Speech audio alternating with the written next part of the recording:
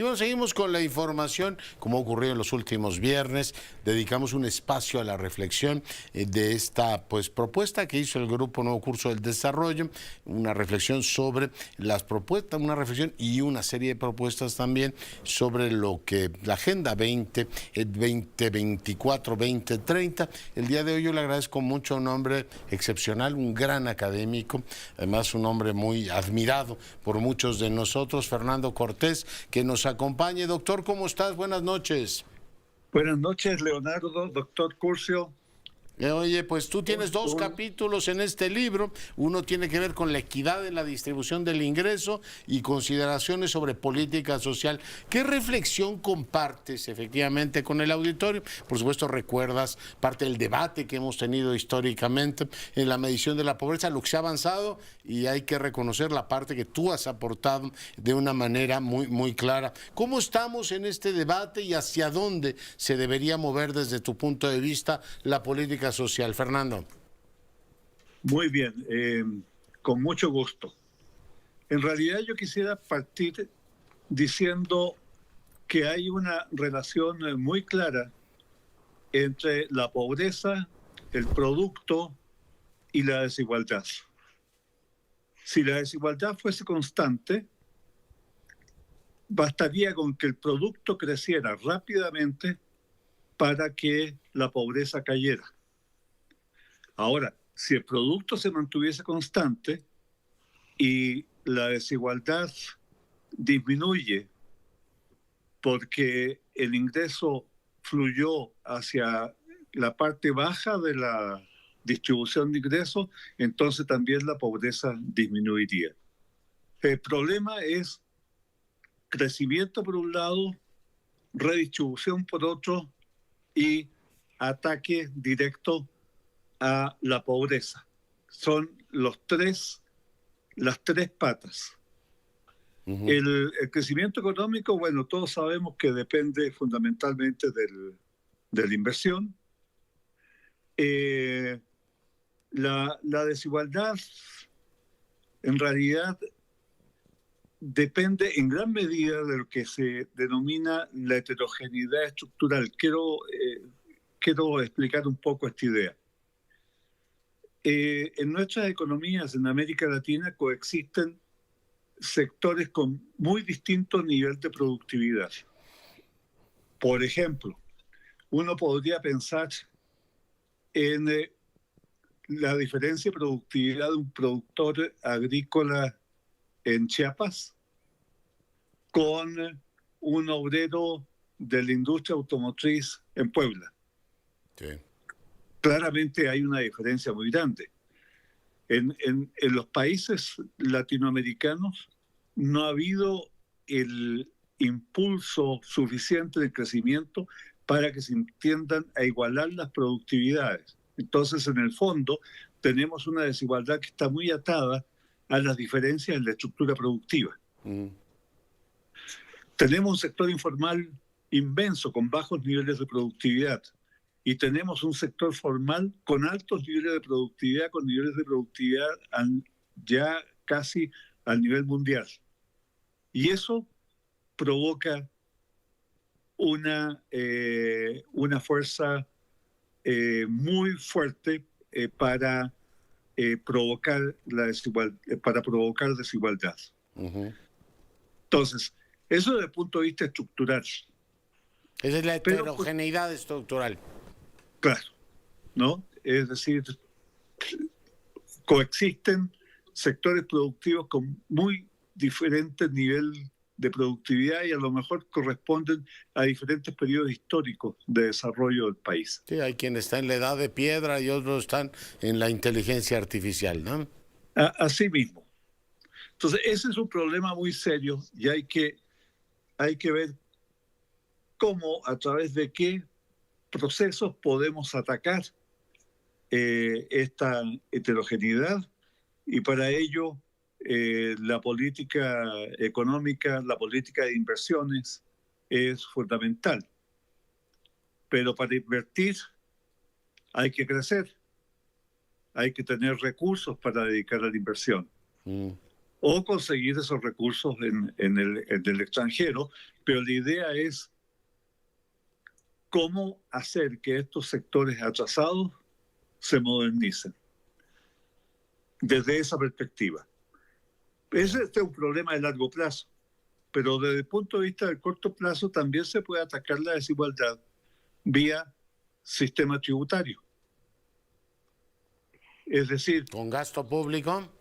con gasto público y con ingreso público, es decir, a quienes aplicarles tributos más altos, cambiar la estructura tributaria de manera tal de que se consigan recursos de los niveles altos de ingresos, de los estratos sociales elevados, para canalizarlos a los sectores de más bajos niveles de ingresos.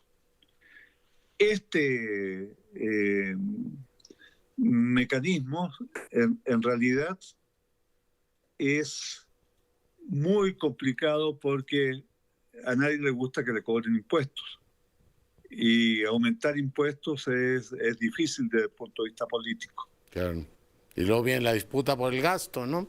Y Porque, después oiga, me viene la están disputa por el cobrando gasto. mucho y en qué gastan, ¿no? Exactamente. Entonces, ¿cómo vamos a gastar?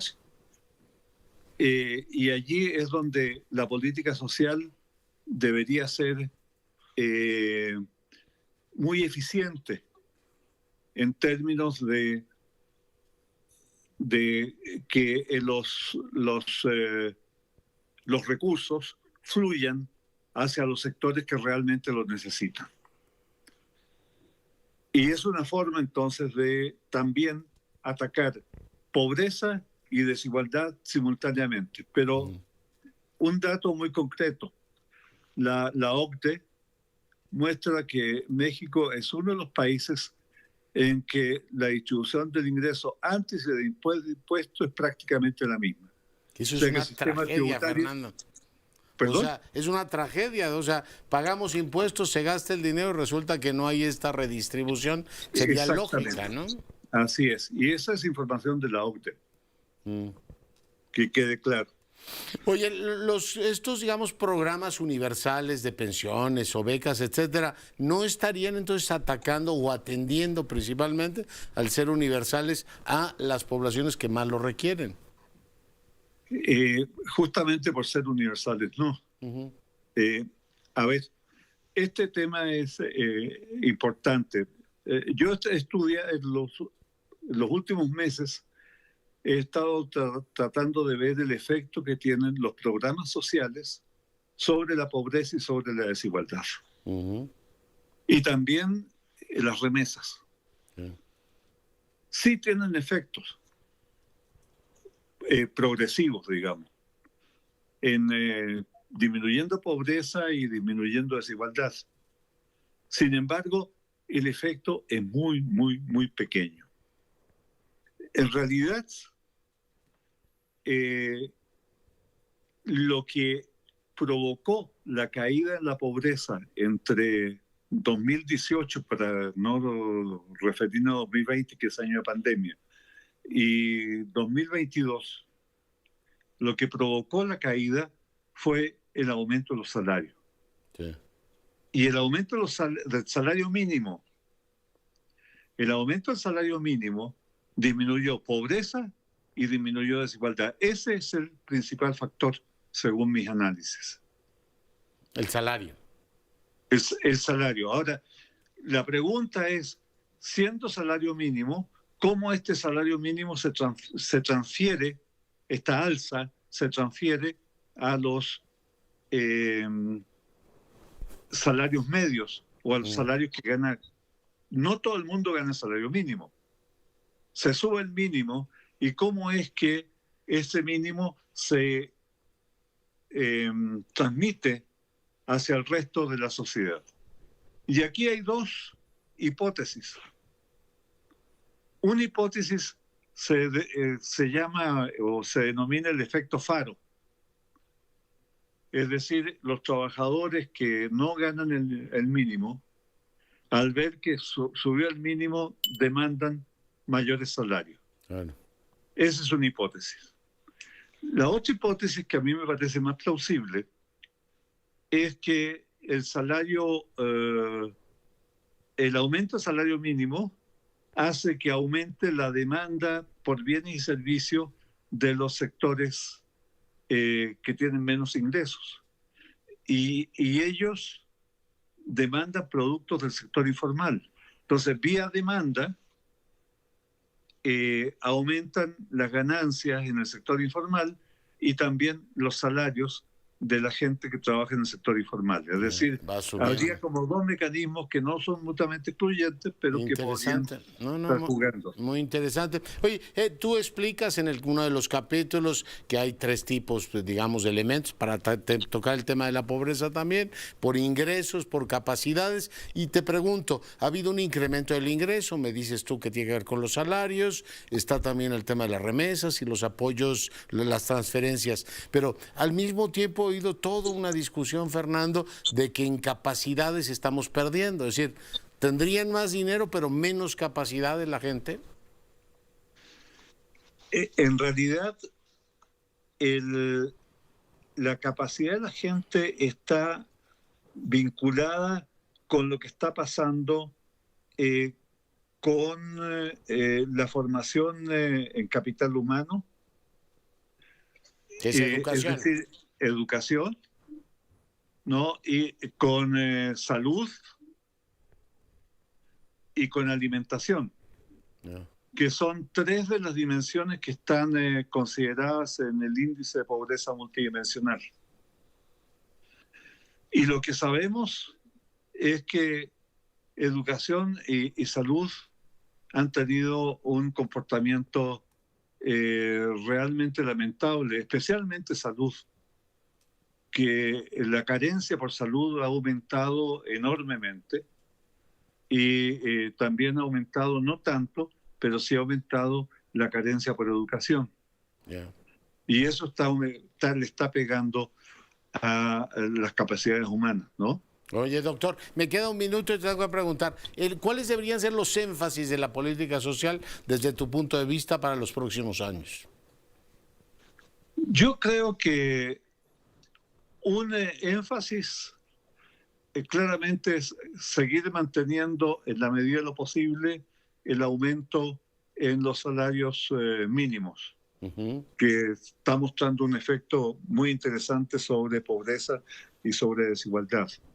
Pero también creo que habría que pensar la posibilidad de considerar una política social basada en el ingreso básico universal. Ah, mira, sí, que lo anotas ahí en tu texto como una de las últimas consideraciones. Habría que considerar esa posibilidad. Sí, porque los análisis que hemos hecho es que tiene efectos muy marcados sobre la caída de pobreza, caída en desigualdad y también en caída en la desigualdad regional. La pobreza regional tiende a disminuir y también la desigualdad en la distribución del ingreso entre regiones. Muy bien. Pues hay que leerte con enorme detalle. Doctor Cortés, te mando, por supuesto, toda mi admiración y mi gratitud porque has estado esta noche con nosotros. Muchas gracias, Leonardo. Saludos. Hasta luego. El doctor Cortés, autor de 2 textos en este libro. Nos vamos, Cintia.